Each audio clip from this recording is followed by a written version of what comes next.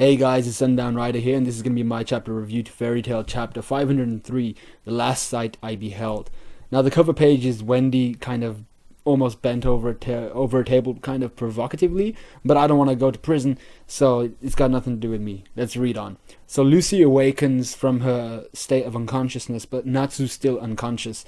Lucy realizes she's been cuffed in her kairoseki, the magic binding cuffs. To which Dimaria says she was once done in by them the same way that Lucy is restrained and helpless. So Lucy asks how she could have done that to Brandish, how she could have just sliced up Brandish like she was nothing. Dimaria says it's all her fault. We know Dimaria is a crazy ass biatch. So yeah, Dimaria is just weird. Dimaria then stops time by clicking her teeth, kind of like, and then she moves behind Natsu. Lucy thinks it's some sort of teleportation magic, obviously, because time was stopped. Lucy doesn't know what her magic is. It does look like teleportation magic if you don't know what her ability is.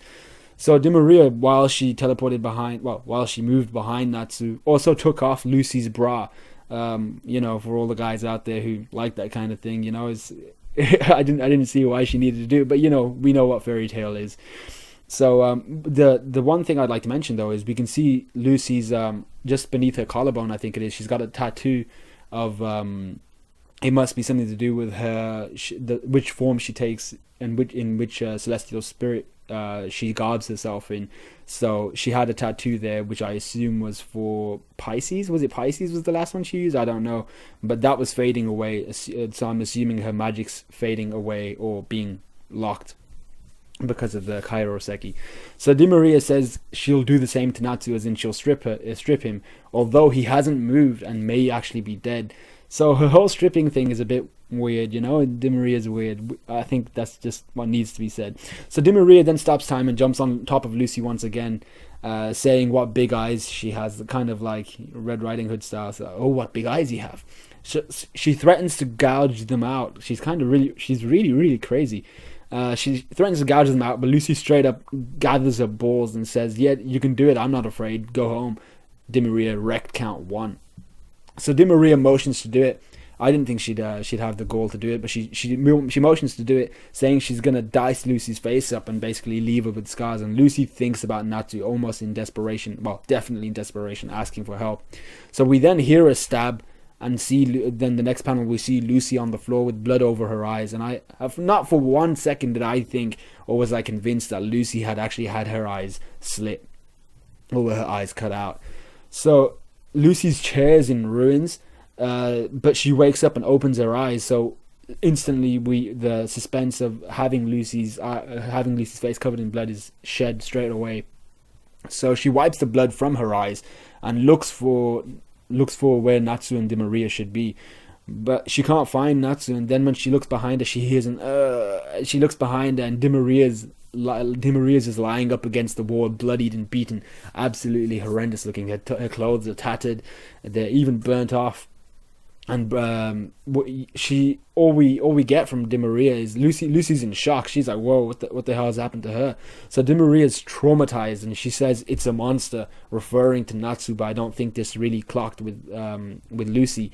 So she says he was able to move freely in her time. When she stops time, he was able to move freely, and she says the only thing capable of such a thing is END. So she's clocked on that Natsu's END, but I don't think Lucy still has.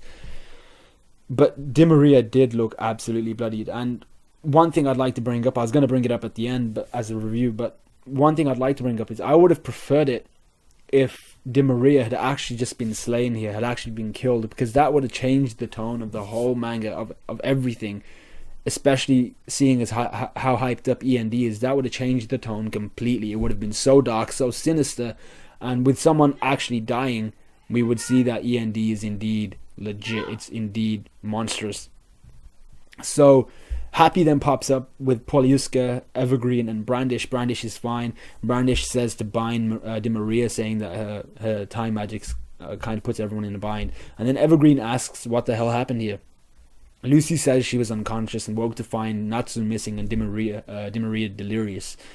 So that was all fine and dandy and everything, but then Poliuska says that it wasn't an anti-ethanano tumor that she'd found in Natsu, what she had mistaken for.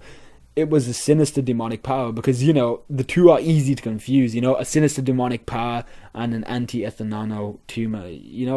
What?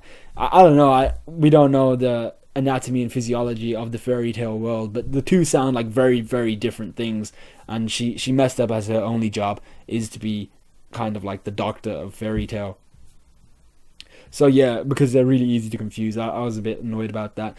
But Happy then realizes that this must be END. When Poliuska says that is a sinister demonic power, Happy's kind of there like, shit, I think it's END. Lucy motions to find Natsu. She's like, yeah, I gotta go find Natsu. Only to be called out by Evergreen and Brandish, saying, oh, you're gonna go naked like that? You pervert. So that was pretty funny. So we then see the ruins of the rampart castle, the kind of castle top where Natsu must have blown himself out of, and it's all broken apart. And he's downstairs and chilling in a wasteland with all these soldiers, like kind of burnt to a crisp next to him, but then they're still not dead, and they've still got all their flesh and everything. And Natsu's a flame. He looks almost like the flame god slayer, Zancro. He's got like this blackish tinge to his flames. Looks awesome. And there's people just wrecked next to him. Natsu's looking for Zeref. He's saying his name, and then Gray just pops up in front of Natsu and says, Natsu. And Natsu's like, Gray. And that's it. That was the end of the chapter. I really liked the chapter, but the ending leaves so much potential for something that could go terribly wrong. We know that this is being set up as a fight between Natsu and Gray, best friends, but they're rivals as well. Natsu's he's a demon, and Gray's just kind of accumulated, and he could perfect his demon slaying magic. That's what it's there for, to defeat END. That's what he's been told. But will Gray believe what Invel told him and just believe some random guy's words? Someone who's not had the character of being trustworthy to Gray, at least, will he believe his words? He could just go to Natsu and say, oh yeah, you can go. There's a guy in Manga Stream who was just like, Gray's gone up to Natsu and he's like, oh, you're not stopping me from doing what I'm doing, and I'm not stopping you doing from what you're doing, so you can just carry on, go kill Zeref. If anything, that's a benefit to Fairy Tail. So yeah, I'm not sure what Gray's gonna do, but it looks like they're about to fight. So it was a nice chapter. I knew Natsu would go ape. I said last chapter I had a feeling he'd go ape, but seeing it actually made me happy. I was very, very happy that Natsu went full ape. It would have been better if Dimaria had actually been slain, like I said before. The implications of the ending are enormous. Will Gray try to actually defeat Natsu because of Invel's words, or will he do it for Natsu's sake? Will he stop Natsu from killing basically Zeref, just because he knows it's not within Natsu's character to kill people? He's not a murderer, and he knows that Natsu's kind of like on a rage fest at the moment. So will he stop Natsu for Natsu's sake, or will he stop him for his own gain? Will he stop him because of what Invel said, and because of what he thinks his destiny has aligned him up to do? So overall, a 3.5 to 4. It was a good chapter. I think it was probably around a 4 out of 5 for this chapter. Yeah, so I would have preferred, like I said, see Dimaria get killed. Would have changed the tone. Next chapter is called Rift. Any implications? What do you guys think? I think Natsu and Gray will actually fight, and I think Gray will realize that their fates have caused a rift between them. Natsu being a demon, Gray being a demon slayer, and he'll go all like Confucius on us and be like, oh, this has caused a rift between us. There's nothing we can do about it. Destiny this, destiny that.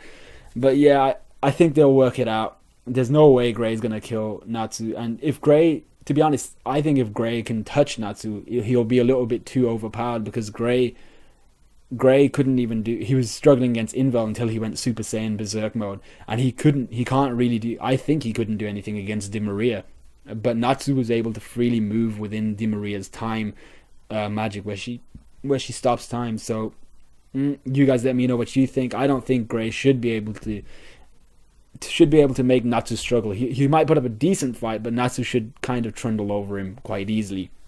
Anyway, let me know what you guys think. Like, comment, subscribe, all that good stuff. Let me know any theories you've got. DM me, whatever. Can you DM on YouTube? Just let me know in the comments. I'll see what I can read, and whether any of it's any good. I might even talk about it later. But yeah, let me know what you guys think, and I'll see you guys later.